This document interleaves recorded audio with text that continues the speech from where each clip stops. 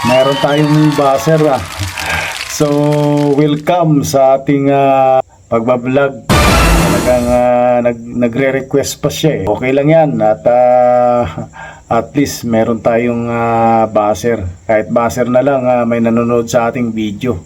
Kaugnay ito sa impeachment complaint. Mapapakinggan natin yung kanyang pahayag kung ano ba yung mga naging dahilan para magkaroon ng conviction.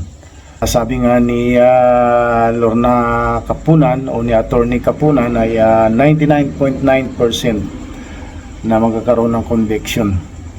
So mahaba itong video na ito at panoorin natin ito hanggang dulo. So yun, andar na tayo agad. Gusto lang namin malaman, ma'am, ang ano yung assessment mo. Kasi nagbotohan na eh. 'Di ba? So, tama ba ang tinatahak na landas? Meron na ba tayong aasahan matapos itong botohan nila?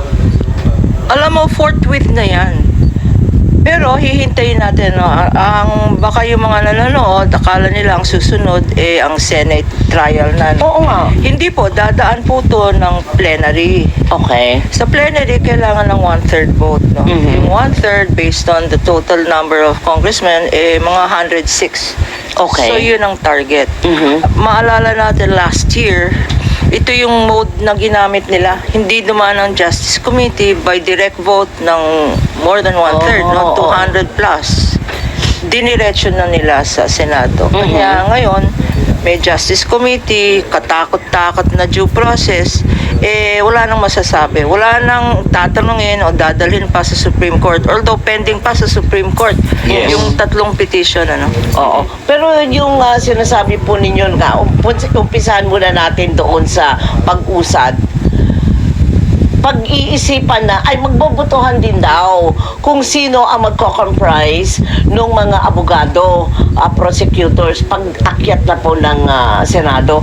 Kayo po ba ay bukas sa posibilidad na kayo ay magiging prosecutor? Meron tinatawag po na public prosecutor. Ito yung mga congressmen. Ano? Okay. Because sa korte, parang fiscal yan na nagpapatunay ng kaso. Hindi na probable cause to. Conviction na to.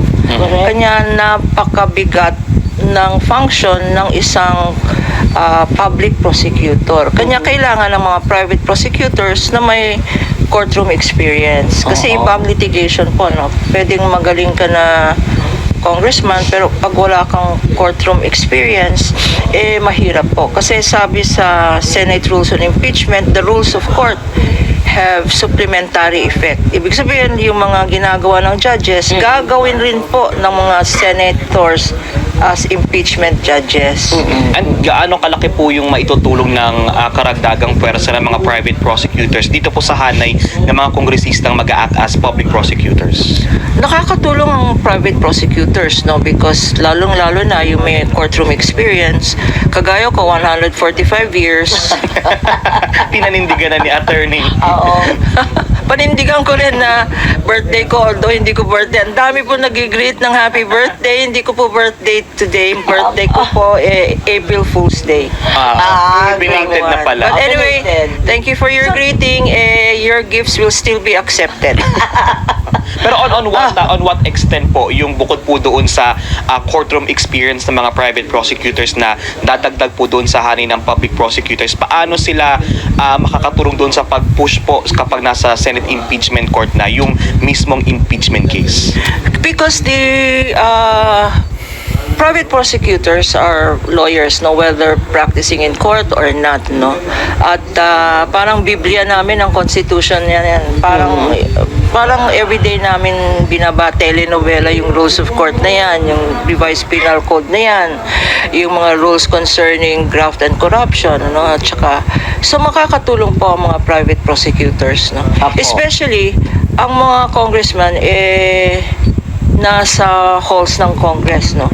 Mga private prosecutors, lalong-lalo na kami sa legal circles, pinag-uusapan po namin yung mga issues na yan, ano ang possible evidence for conviction, anong possible defense ng VP Sara Duterte camp, no? So Kasi alam ko ang Lorna Kapunan, kukuha yan ng kaso, partner, nang hindi siya sigurado na mananalo siya. So ngayon, nakikita mo, ilang porsyento sa palagay mo na magkakaroon ng conviction? I've said it before and I'll say it again. 100%. 99.9%. Okay. And what makes you say that, attorney? Ano ang so far lumabas doon sa mga deliberations ng House na para po sa inyo, it is already strong evidences na kung mag-push sa Senate impeachment court, malaki ang chance ang makalusot? Public records. Okay. Public records don't lie. Figures don't lie. Pwede natin i-discount yung mga biased. Sabihin natin, sabi nila si Madriaga, biased yan, binayaran yan, o tinakot yan, kinoers yan. Pero figures don't lie. These are, at saka, number one, pag government records yan, ang burden to show na it's falsified or spliced, kagaya ng mga video, sabi ng isang congressman, in-splice nyo yan Pakita natin lahat, no? There is a presumption of regularity. Okay. So, mabigat yung presumption of regularity kasi the burden is on the defense to prove that these figures are not accurate. So, that's why I'm based on the evidence. No? Based on the evidence, siguro hindi conservative yung estimate ko. I think it's a very realistic estimate on chances of a conviction if we follow the money trail, if we follow the figures. Pero sa ngayon po, ano yung nakikita ninyo na article of impeachment, tama ba ako? Na sa palagay ninyo ay talaga makakapagdiin for conviction? Sa sinasabi nila yung confidential funds, no? Pero sa confidential funds, meron silang mga defense dyan, no? Baka magpakita sa Senate hearing ng isang Mary Grace Piatos, no? Pero sabihin ko lang, sa isang event itong last Saturday, na-meet ko si Mary Grace Piatos talaga. Mary Grace talaga, no? Mary Grace. I met Mary Grace in a church activity. Foundation po ng Sandigan Foundation, which is an auxiliary to Manila churches. No? Tinanong ko siya kung alam niya na ginagamit yung sabi niya, hindi daw siya si Mary Grace Piatos. But, you know, it is always possible to produce perjured witnesses na I am this, I am that. No? At saka kasi yung NBI experts nag-identify ng signatures, no? Correct. Pag expert ng produce mo, kagaya namin sa litigation, pag may expert yung prosecution, magdadala rin ng expert ang defense. Okay, So, okay. kanya-kanyang expert yan, no? So, yung confidential funds, although strong, may lusot yan. At saka yung testimony Madriaga yon, yung 4 na duffel bags, no? May deniability yan. Ang walang deniability, itong AMLA. Yung report ng AMLA. Sa bank transactions po. Sa inflow, tsaka outflow ng funds. Oo nga. Arithmetic lang yan How can they say that through the years, 19, 20 years yan, no? Na finalsify ng AMLA. For 20 years, yung figures na pumapasok sa account, tsaka lumalabas sa account, at tsaka yung balanse, mahirap yun. So, malakas yung issue ng AMLA. So, yung issue ng AMLA, public funds yan, or private funds, or unexplained wealth yan, malakas yan. Ang sunod na malakas yung threats. Okay. Na-discuss kahapon. Na diniscuss kahapon. At plinayback kahapon. At plinayback kahapon, although sinabi na bago plinayback yan, ito po ay evidence na hindi galing sa House. Okay. Evidence na galing mismo sa NBI, no? At bago nila in-identify yung mga videos, sa tanong na isang congressman, na-authenticate ba ito? Anong ibig sabihin ng authentication?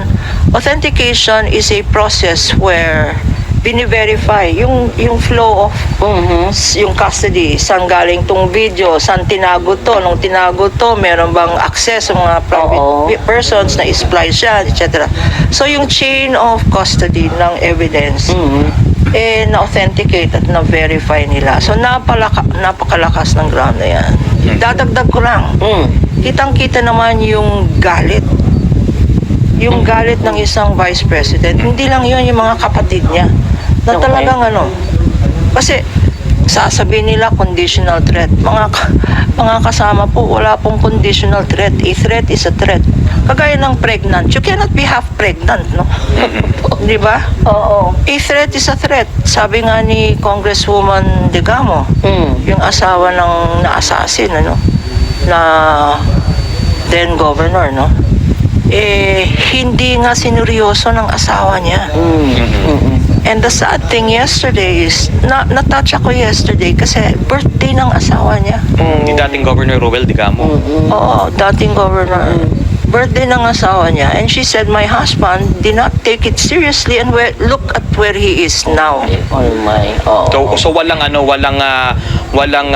level kapag ikaw ay nagbanta, it's as it is. Yun na yun. Yun na yun. Oo. The threat by itself, no?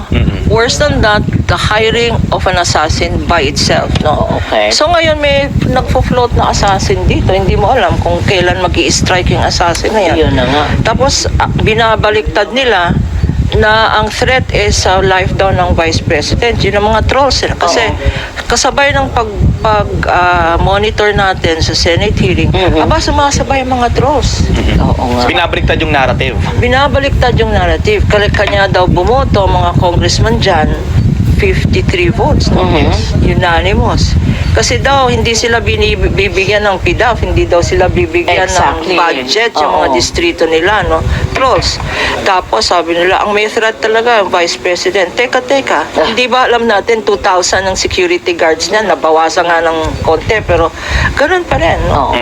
Compared to the first family, compared to the speaker, parang hindi ka panipaniwala yung sinasabi ng trolls. Pero ma'am, kung sabihin na ang depensa nila is exaggeration ko lang naman yan. Joke nga lang daw eh. Hindi, she said no joke eh. Pero kung sabihin ang palusot nila, hindi, rhetoric lang Yeah. yan. Nag-exage lang ako. Comical. Oo. You're Vice President of the Philippines. You have no right. You're a public official. In fact, not only are you a public official, you're the highest lawyer in a public office, Vice President. Alam mo na as Vice President, you cannot make jokes or you cannot be rhetorical. Kasi this goes into your fitness. Okay. Kasi lumalabas, kasama rin dyan sa DDS troll campaign na mamamatay. O namatay na nga si BBM Hindi ba? Ilang beses? Ilang beses na Sa siya kwento namatay. nila. Oo. At saka nag-a-absent daw sa mga important events, no? At gumagamit pa ng AI. So they go into the physical fitness, no? Dapat tignan natin yung psychiatric evaluation ng isang public official. Huwag na nating sabihin Vice President, any public official who makes a remark like that is, nasabi ko na noon, lutang. Kung hindi lang lutang, hindi nararapat sa position niya. Tinanong ang NBI yesterday ng isang congressman doctor, no, si Dr. Garin. Hindi ba minarapat ng NBI na mag-conduct ng psychiatric, iba yung psychological Apo. Yung psychological is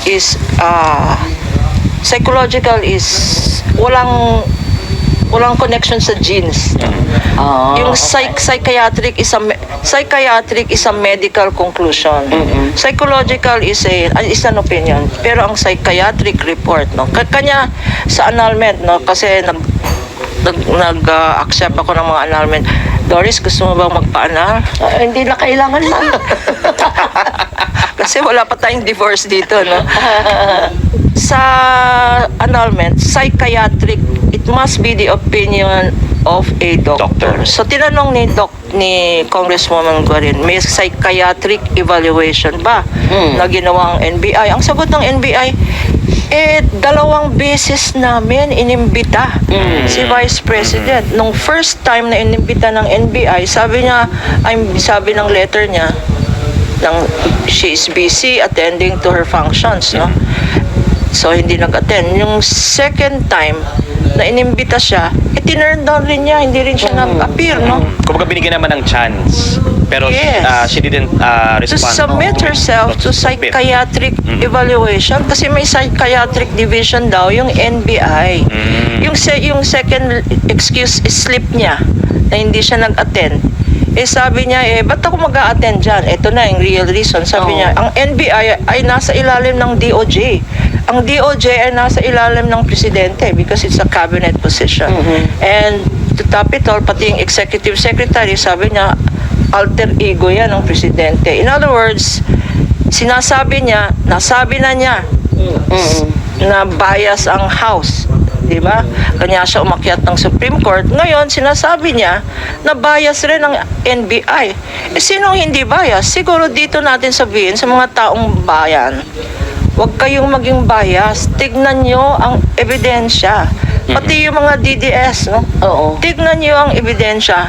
Especially, I would address this to the Senate, to the future senator judges. Apo. And speaking of that, attorney, kasi Look at the evidence. ang Supreme Court po mayroong ginawa ng paglilinaw, dinefine nila yung forthwith. Ito mga Forthwith, pinag-uusapan oo. natin na to, magsisettle to kapag tuluyan ang inakyat sa Senate kung Medyo paano po uminit nila nga ang ulo ko aaksyonan. doon. Oo, medyo uminit ang ulo ko doon sa nabasa ko na portion. Ang sabi ay within a reasonable time, which may be longer or shorter depending on the circumstances of each case. Ano bang ibig sabihin nun, attorney? Kasi ito ay hindi, this decision of the Supreme Court is not in relation to the current impeachment charge. Ito po yung final last year po against mandamus, no? Final ng isang group of lawyers ang tinatawag na mandamus. Mandamus is to order, to Okay. compel, no? So nag-file sila ng mandamus sa Supreme Court to compel then Senate President